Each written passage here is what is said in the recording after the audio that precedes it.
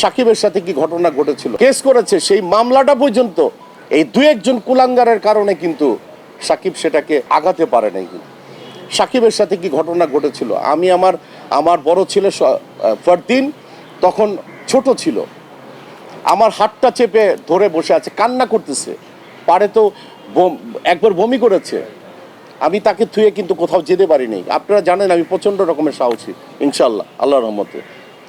এবং কেস করেছে, সেই মামলাটা পর্যন্ত এই দু একজন কুলাঙ্গারের কারণে কিন্তু সাকিব সেটাকে আর আগাতে পারে নাই। আগাবার মতো কোনো অবস্থান তৈরি হয়নি। তারা কিন্তু যারা নাকি এই প্রভাবটা খাটিয়েছে অনেকেই কিন্তু এখন কারাবন্দী, আমি নাম বলবো না, কারাবন্দী। মানুষের ভালো চাওয়াটাই হচ্ছে আমার মুখ্য বিষয়। কেউ খারাপ থাকুক, কেউ নষ্ট হয়ে যাক, সেই কাজগুলি কিন্তু আমরা ডেফিনেটলি আমরা চাই না।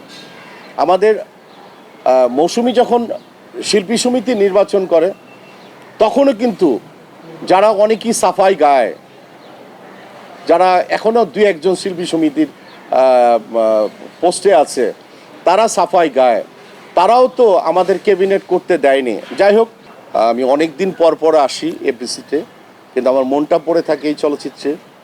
এবং অনেকেই বলে আপনি কি চলচ্চিত্রে ছেড়ে দিয়েছেন? না, আমি ব্যবসা করছি, বিগত দিনের এখন কিছু আশা করছি যে না, ভালো কিছু হবে।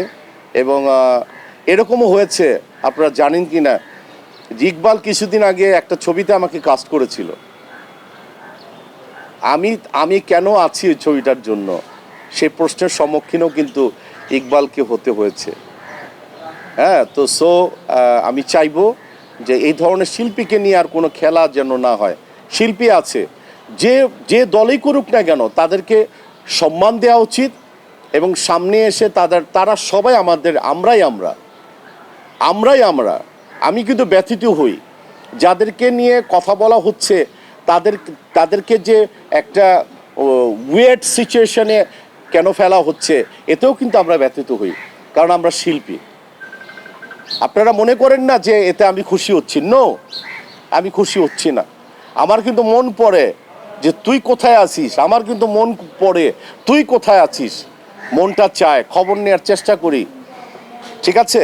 তো যারা নাকি, আমি মনে করি সেন্সার বোর্ডের মতো একটি জায়গায়, জুরি বোর্ডের মতো জায়গায়, ববিতা আপা, তারপর চম্পা ম্যাডাম, যারা আছেন সিনিয়র, সুচান্তা আপা, এখন সময় এসছে তাদেরকে ঘর থেকে নিয়ে এসে বলতে হবে যে আপনারা কাজ করেন।